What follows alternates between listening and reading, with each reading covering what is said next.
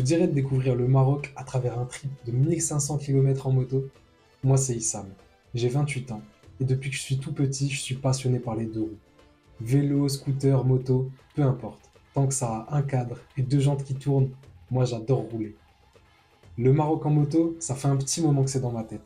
Je pense à mon cousin Taha qui a planté la graine il y a quelques temps, lui qui fait partie d'un club de motards à Casablanca et qui sillonne le Maroc avec ses potes. Mais jusqu'à présent, j'avais jamais eu l'occasion de le faire. Ou plutôt, je m'étais jamais donné l'occasion de le faire. Mais depuis un certain temps, je vois passer sur les réseaux un tas de motards, français, européens ou africains, qui partent à l'aventure, solo sur leur moto, et qui découvrent le Maroc. Je pense notamment à Constance, alias Motodome, qui a fait le tour de la Méditerranée en passant par l'Espagne, le Maroc, l'Algérie et la Tunisie. Je pense à Gaël, alias Un rêveur à moto, qui a sorti un épisode magnifique sur le Maroc. Je pense à Mahmoud Motors, un motard algérien qui a fait le tour de l'Afrique et qui parcourt l'Algérie sur son gros GS 1250. Bref, tous ces motards m'ont énormément inspiré. Et en les voyant, je me disais, mais qu'est-ce que j'attends pour le faire? Puis, il n'y a pas longtemps, je sortais d'une période un peu éprouvante et je ressentais le besoin de me reconnecter à moi-même et à mes origines. Alors j'ai pensé que ce serait le moment parfait. Donc je me suis lancé ce défi. Partir au Maroc, louer une moto et tracer ma route. Et voilà, c'est ce que j'ai fait. Je me suis lancé, je suis parti et j'ai tout filmé. Et je suis revenu avec des images exceptionnelles que j'ai hâte de vous partager. Attention, je suis un mec lambda. J'avais pas 6 mois de vacances. Je suis pas investisseur en crypto-monnaie. J'avais juste une semaine. Alors j'ai pris l'avion, j'ai loué une moto sur place et j'ai fait mon itinéraire. D'ailleurs, je suis même pas un vrai motard. Je conduis tous les jours en ville un maxi scoot. Et depuis mon permis moto en 2016, j'ai dû remonter au maximum 5 ou 6 fois sur une moto. Alors autant vous dire que j'étais pas très rassuré avant de partir. J'ai même songé à prendre des heures de conduite en moto-école pour me perfectionner. Mais je l'ai pas fait finalement. Tout ça pour vous dire qu'il n'y a pas besoin d'attendre d'avoir énormément d'argent ou énormément d'expérience. Il n'y a pas besoin d'attendre la famille. Il n'y a pas besoin d'attendre les amis. Il faut sortir de sa zone de confort. Et c'est ce que j'ai fait pour le coup. Et j'ai vécu une expérience formidable, hors du commun, que j'espère ne jamais oublier. Et je vous encourage à faire de même. Pas forcément en moto, pas forcément très loin, mais si vous avez une envie, s'il vous plaît, suivez-la. Voilà, je pense que j'en ai assez dit. Et maintenant, j'ai trop hâte de vous laisser découvrir ce premier épisode, dans lequel on va partir de Tanger pour rejoindre Chefchaouen, dans les montagnes du Rif. Attachez vos casques, mettez vos gants, n'oubliez pas de vous abonner pour rien rater de la suite, et grimpez avec moi. C'est parti! Je suis parti un 29 décembre, après une semaine de préparation.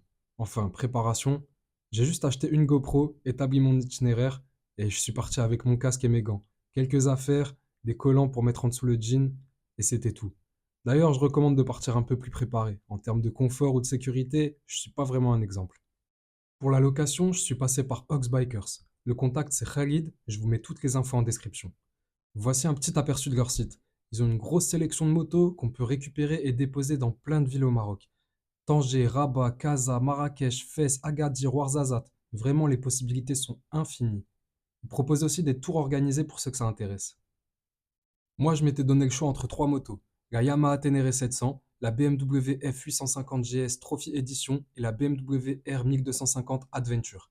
Finalement, j'ai opté pour la 850. Je voulais le confort de la GS, mais je voulais rester tranquille avec mon humble niveau en moto.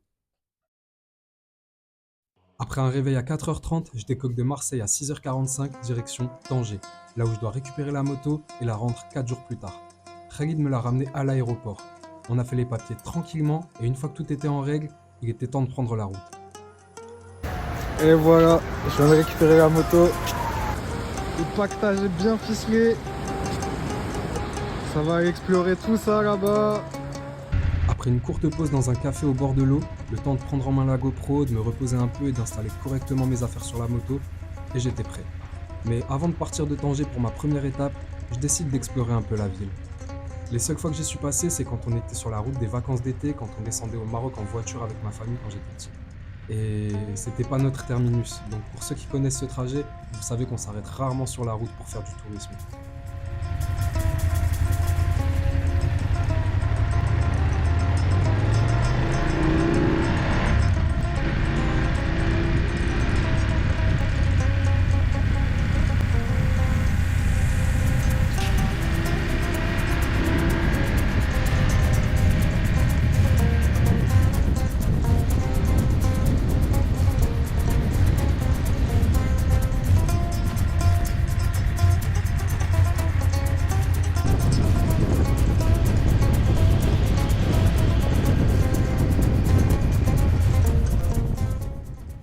que je vous décrive comment je me sens à ce moment-là. Je viens d'arriver dans une ville que je connais pas, je suis sur une moto que je connais pas et je suis tout seul. Le temps est exceptionnel, Tanger est magnifique, propre, spacieuse. Je nage en plein bonheur là tout de suite. C'est vraiment un pur régal.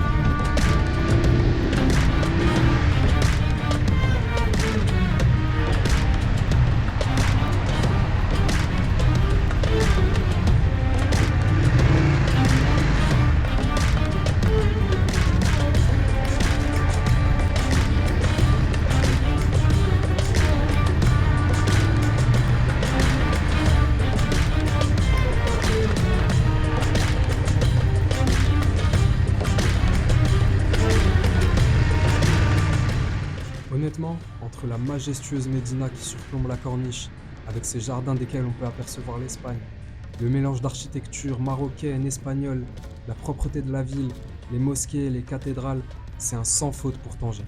J'ai presque envie d'annuler mon voyage et de rester ici. Mais je me console parce que je sais que je reviens dans 4 jours pour y passer 3 nuits. Alors il est temps de mettre le plein et de prendre la route.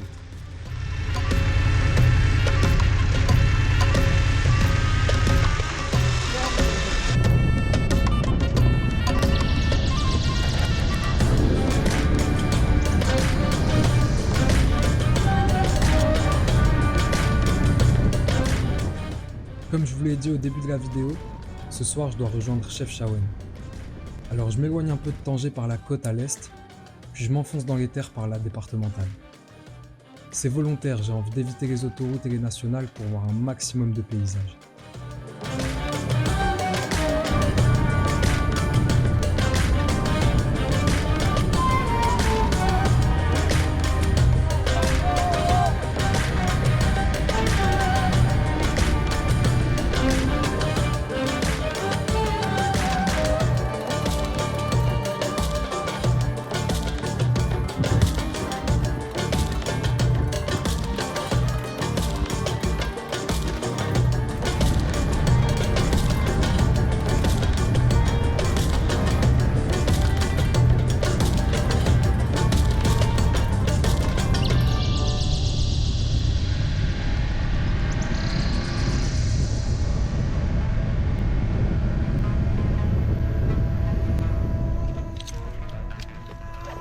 J'ai arrêté de changer la batterie de la GoPro et là c'est reparti. Cette route est magnifique. J'ai 2 heures de route jusqu'à Chefchaouen, 2 heures pour faire 108 km. Alors je vous laisse deviner combien il y a de virages sur cette route.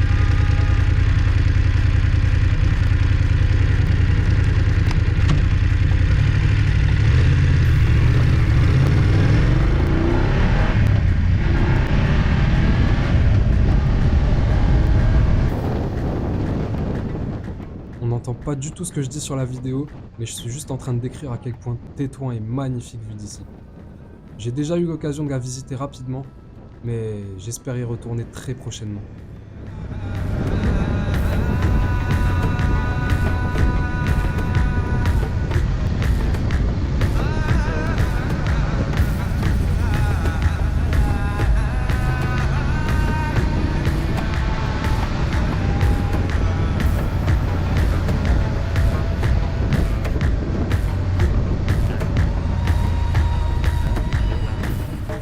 Ça fait un petit moment que je pense à m'arrêter quand j'aperçois ce petit café au bord de la route.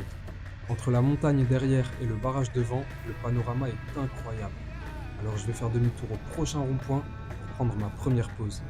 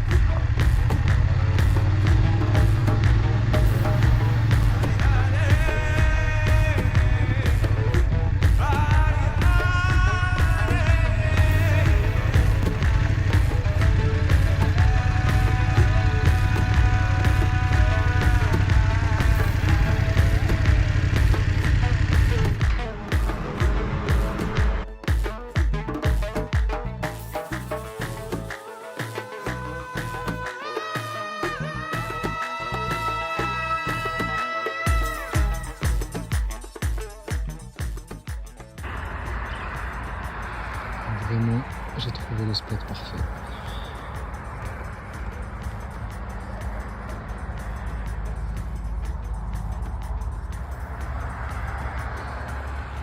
Je venais de prendre ma commande quand j'ai aperçu cette dame arriver avec un couscoussier à la main. Puis je suis allé m'asseoir un peu plus loin. Et il n'a pas fallu longtemps pour que la propriétaire du gîte envoie quelqu'un pour me chercher pour manger avec eux. La dame du gîte, elle vient de me proposer de manger le couscous avec eux. Parce que c'est vendredi midi. Ça y est, j'ai déjà le bénéfice du voyage en solo. J'ai gentiment expliqué que comme j'étais en moto et que j'étais fatigué, je voulais pas manger avant d'arriver à Chefchaouen. En vrai, ça a été dur de refuser. Mais avec ma banane, mon nougat et mon thé à la menthe, j'ai pile poil le carburant nécessaire pour continuer ma route. Et je me lance sur cette nouvelle 2x2 voies en construction jusqu'à Chefchaouen.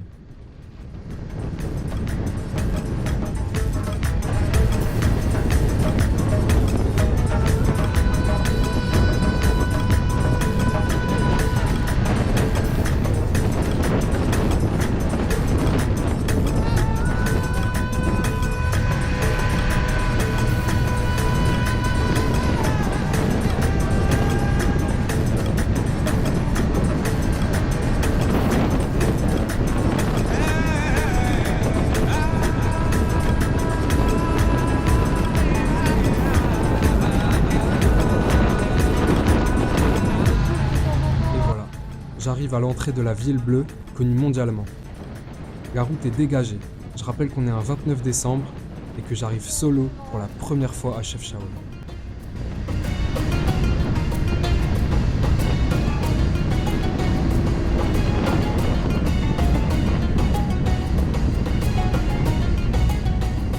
Il y a des barrages de police à l'entrée de chaque ville au Maroc.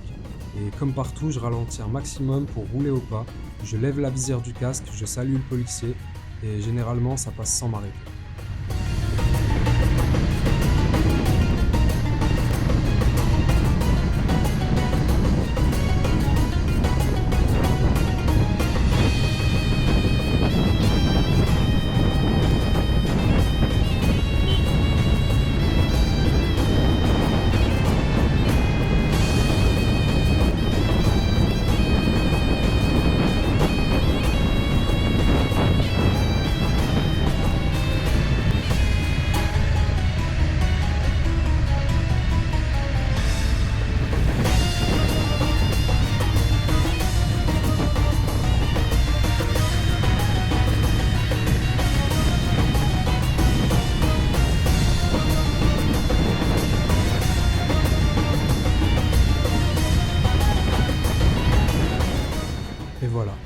j'arrive à destination.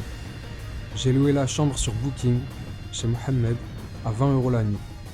Et je suis vraiment heureux d'arriver enfin. Je suis exténué, cette journée de voyage, elle m'a tué. Alors le programme de la soirée, il va être très léger. J'ai juste envie de prendre une bonne douche, de manger un bon plat et de me coucher.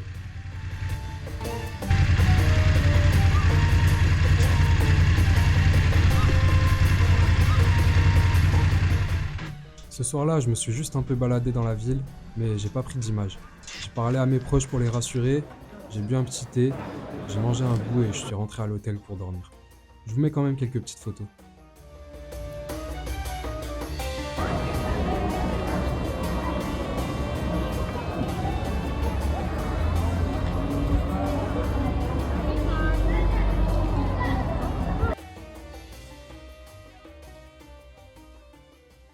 C'est tout pour cette première journée. Merci de l'avoir suivi et regardé jusqu'au bout. Et je suis désolé pour les petites baisses de qualité sur l'image et sur le son parfois. Et aussi pour la qualité du montage. C'est ma toute première vidéo et j'espère m'améliorer pour les prochains épisodes. D'ailleurs, tous vos conseils et remarques sont les bienvenus. J'ai pris beaucoup de plaisir à faire ce premier épisode et j'espère que je vais vous régaler pour la suite.